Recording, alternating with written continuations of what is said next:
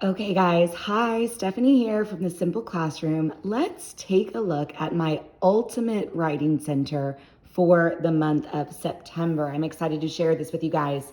So the first thing I do when I'm setting up a writing center for a new month is I choose my writing focus. So I have this handy little printout that says our writing focus this month is ... And then it says at the bottom, highlight the skill in your writing every time you use it. So my writing center always has a cup of highlighters or brightly colored markers for students to use to mark up their writing to show when they use that skill. So this little cutout that looks like a speech bubble is hung up right above a poster that breaks down that writing skill. So for the month of September, I think a really good writing skill to start with is using transitions. So in this little poster here, I have the definition transition, when to use them, and then some examples so that students can see exactly what it should look like and when they should be using them. So this goes up on the wall right above all the stuff that you see here in the writing center for students to refer back to over and over again. And then the next thing I like to include in my writing center are writing toolkits. So you can make these for every student in your class if you want to. I actually prefer to just prep 4 or 5 of them and stack them up in the writing center for students to use when they come to this area. So inside the writing toolkit, there are all kinds of mini reference materials.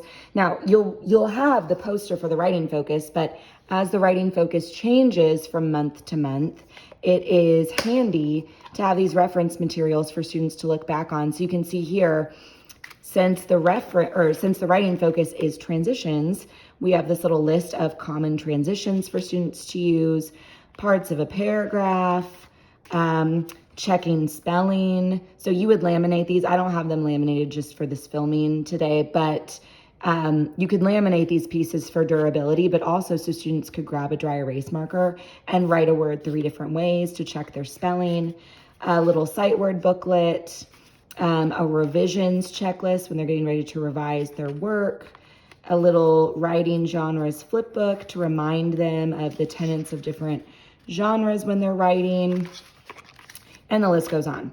But you make 4 or 5 of these little kits depending on how many students you send to a center at a time. I keep them in these little Iris brand photo boxes and just stack them up in your writing center so they're ready to go. And then for the month of September, here are my activity choices. I start with a box of September writing journals. So I prep enough of these for every student in my class to have one for the entire month. And then I print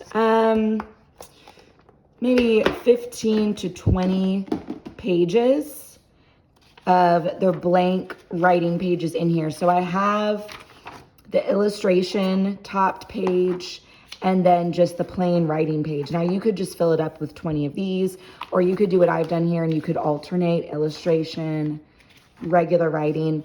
I start by just doing 20 or so, 15 to 20 with the cover.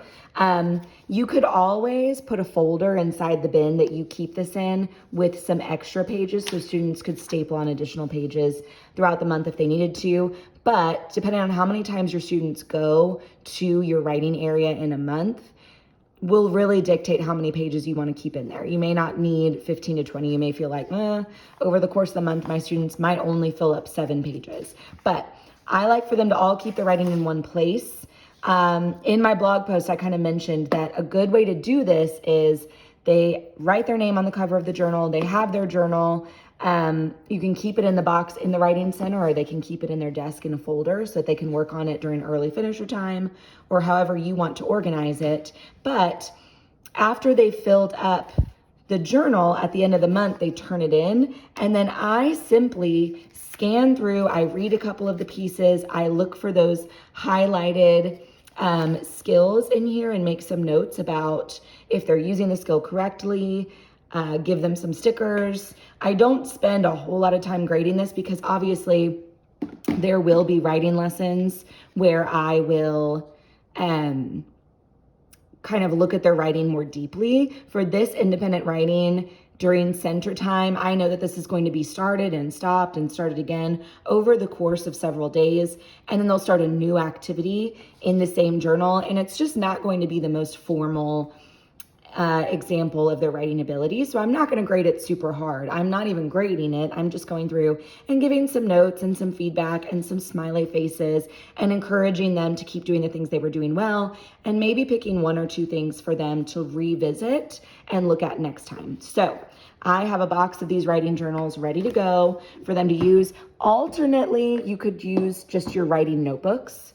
I liked to use my writing notebooks, my composition notebooks for writing, for actual writing lessons, and then for drafting for big units. But if you wanted to create a section in composition notebooks just for monthly writing activities like this, then you could do that.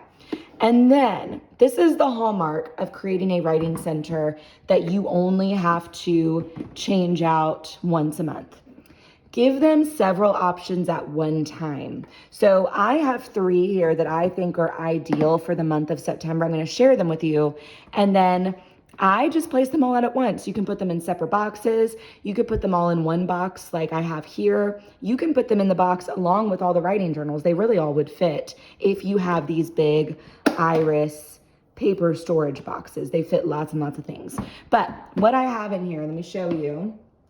So I have these parts of speech writing prompts, first off. So it gives students a prompt, and then it tells them directions, write 3 to 5 sentences about your choice in the prompt here, and then mark the parts of your sentences in the colors below. So we have nouns, verbs, punctuation, and capitals.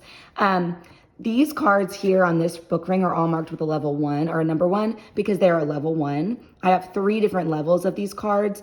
You could put out all 3 levels and students just know what level they need to do.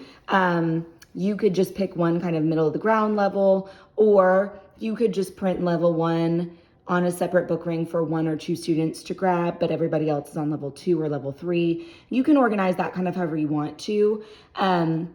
I like, if I'm going to differentiate and every student is going to be using different materials, I put different colored folders in here and students just grab their folder. And then you would print multiple copies of the other activities. Even though those activities would be the same, students would just pull their folder out and they would have their cards that are leveled appropriately. The only difference in the levels for this particular activity is, I believe instead of 3 to 5 sentences, it says 5 to 7 and then 7 to 9. So it's just pushing the students to write longer and longer paragraphs. So they have to think up more supporting details to fill all of those sentences. But that's the first activity. It reviews parts of speech or parts of a sentence. It reviews punctuation and capitals, nouns and verbs, which lends itself well to talking about subject and predicate and all of that. Activity number 2 are these photo prompt cards. These are for fall.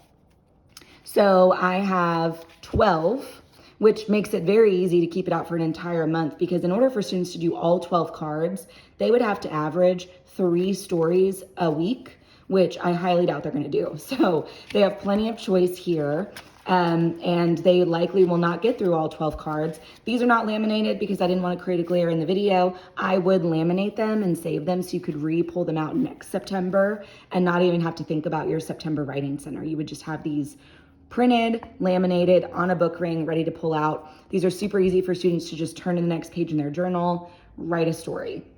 And then finally, for the month of September, I have September paragraph puzzles.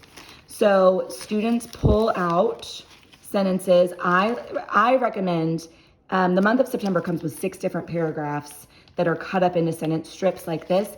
I recommend printing similar paragraphs on the same colored paper so that students can pull out all of the ones that are the same color. And then what they do, and this isn't all of them, but what they do is then they arrange them so that